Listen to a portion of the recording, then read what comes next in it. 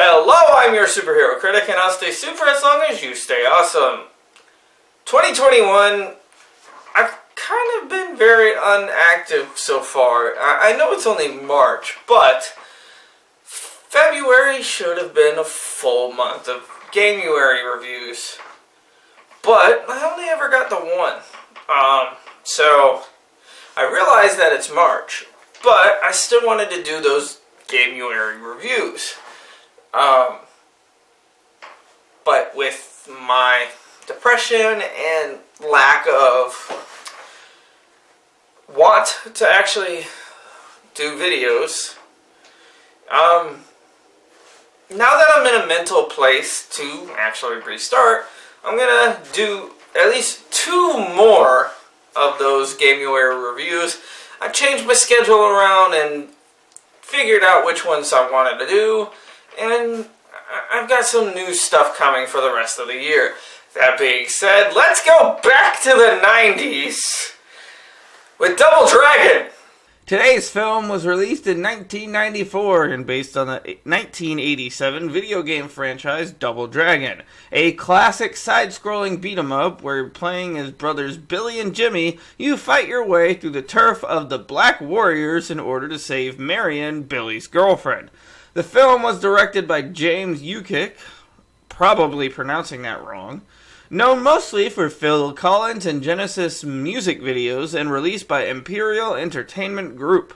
The film starred Robert Patrick, Scott Wolf, Mark Dacascos, also probably pronouncing that wrong, and Alyssa Milano. The film focused on both sides of the characters fighting over a medallion imbued with special powers. So this is one of the worst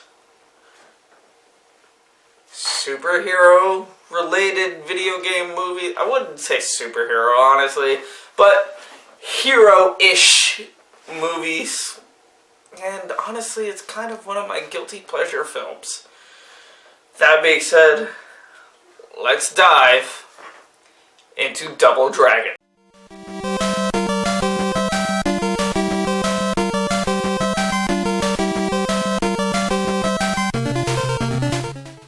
We begin with narration about a king who put power into a medallion in order to save his people, before we go to a village being attacked by a group that wants said medallion, with the leader of the group stalking someone, finding it, and calling her boss. That boss ends up being our villain for the film, Shuko, who is not too happy that he only has half of the medallion.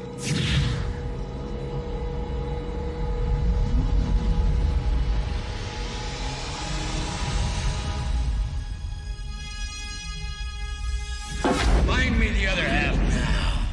Well, time to call the West Coast Adventures. There's fucking Flat Man! We then go to our heroes Billy in blue and Jimmy in red, who are in a fighting tournament where Billy eventually gets overwhelmed and stops taking it seriously, throwing the fight through misconduct, which leads to an actual fight. The movie then takes a commercial break. So remember, if you didn't buy from us, you don't know Jack. City. Don't talk to me about jacking anything when the thing you have in your hand looks so phallic. The movie goes to a news bulletin where we learn that the city has a curfew where the cops act like normal cops and do nothing helpful for those that actually need it. Back to our heroes now as they are out after said curfew and fall for a man in a skirt, trapping them to give the gang known as the Mohawks their charging service. $50, man. $15, little man. Put that shit in my hand. Bobo wants Satori's medallion, but she yanks it back as it turns into a car chase through the city that stops once Jimmy accidentally drives into a dead end. This almost leads to a fight, but is stopped when the Power Corps, led by Alyssa Milano's Marion, end up saving the day. We came for this.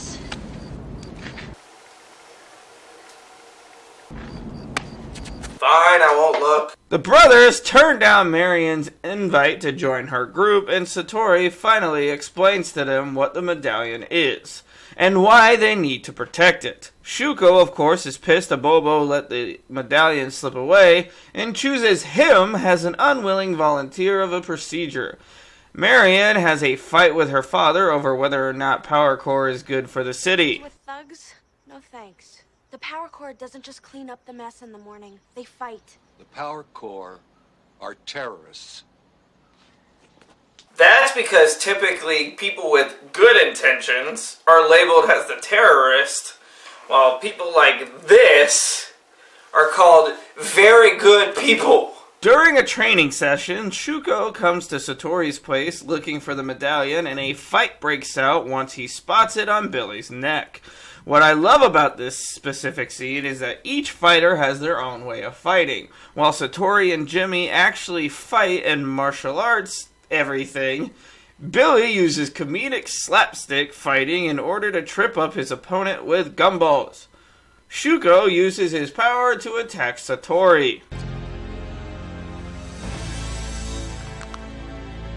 The boys then come face to face with a deformed Abobo as they throw bricks at him, busting a gas line. Satori ends up making him lose his balance, pushing him over the edge, before revealing that she is actually Shuko, locking the possessed in a cage. This is bad for all of them, as Shuko's men cover the theater in gasoline. The boys break her out, only for her to self-sacrifice herself so that they could get away with the medallion as the theater explodes.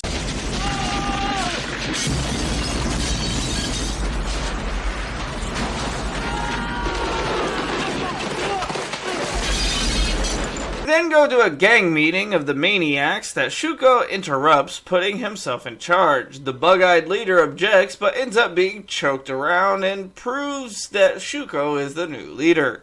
The Power Core find and help Abobo as the boys begin to fight over the death of Satori because Jimmy acts like he doesn't care about anything but himself. You have to think about this. The only thing that matters now is that you and me work together. Because we ain't got nobody else. I'm kind of with Jimmy on this one. Y'all need to get your shit together. What happens next is a long fight for our lives scene as Shuko's new gang is waiting for the brothers and they have to defend themselves from mimes, gangsters, and even flying mailmen. Here's the mail, it never fails. It makes me want to wag my tail. When it comes, I want to wag. I can see you. No, you can't! Okay, movie, you get one. That joke was funny. The boys are trapped in a watershed, but find a working speedboat to get away from them. But of course, the gang have their own boats and start a boat chase through the waters of Hollywood. Eventually, however, a stray missile from the chaser blows up a barrel line as they drive through the LA sign.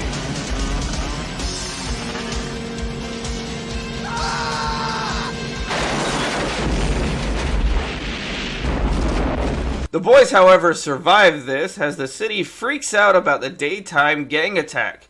Shuko is pissed off. I just want total domination of one major American city. Is that too much to ask for? Is it? That way I can open a pizza shop everywhere!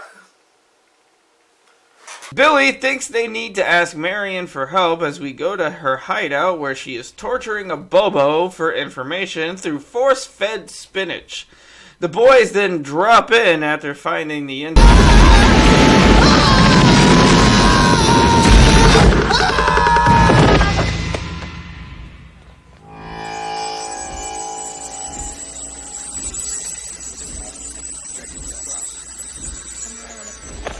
Great. The Power Core We are not midgets. We represent the Lollipop Guild, and we will kick your ass! The boys explain all the details to Marion, and after being made fun of for trying to make the medallion work, she agrees to help them. The Power Core become hoodlums around Shuko's building as the boys and Marion sneak through the air ducts. At the same time, Marion's father is having a meeting with Shuko. Billy tries to use a magnet in order to snag said medallion, but gets attacked with a halberd.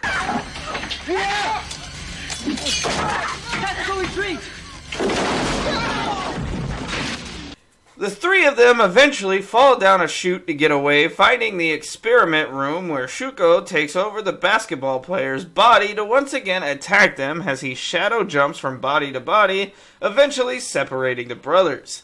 The cops finally get off their asses and do something while Shuko demands the medallion, revealing he knows the boy's father, alluding to murdering him. Billy is down on himself, not feeling he is good enough, and Marion tries to cheer him up before they can get a couple's kiss. It's an attack. No shit! The invasion begins as the two sides begin to clash with each other. Marion eventually gets captured by Lash and a few flunkies before Billy saves her and Marion overpowers Lash. Jimmy comes to save the day. Exactly.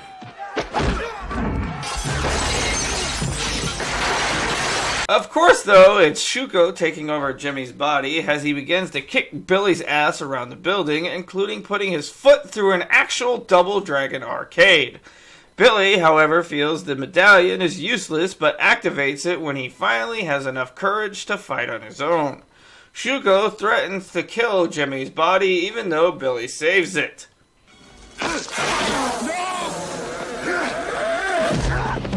Billy begins fighting back and kicks Shuko out of Jimmy, but it gives Shuko the time to fuse the medallion together.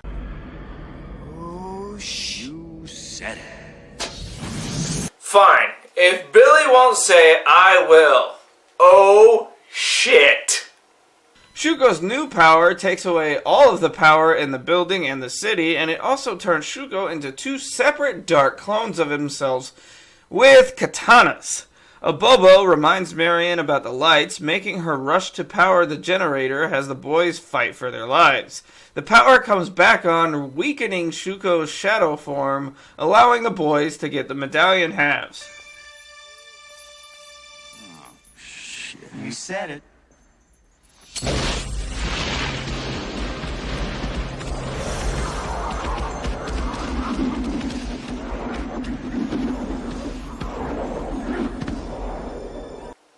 The mask wants his clothes-changing tornado back. Our heroes kick Shuko's ass, winning the day before Jimmy jumps into Shuko's body to fuck with him.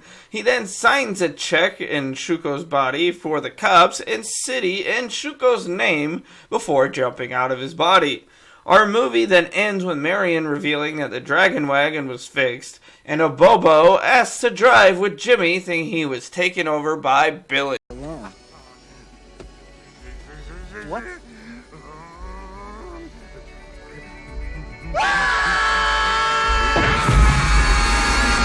This movie sucks. The film, unsurprisingly, did terrible, barely making back half of its $7.8 million budget. The movie has mainly negative reviews and is constantly talked about having nothing but a simplistic storyline and cheesy dialogue. And even though I find it fun, I can't even try to admit that it's good in any way. And I don't think I have to explain anymore why this movie is bad. It's a guilty pleasure of mine, and I will openly admit it. But the movie sucks. It's got bad lines, cliche moments, and just terrible acting. That being said, I think I want to end this GaMarch with a good video game movie. I'm talking about Sonic the Hedgehog.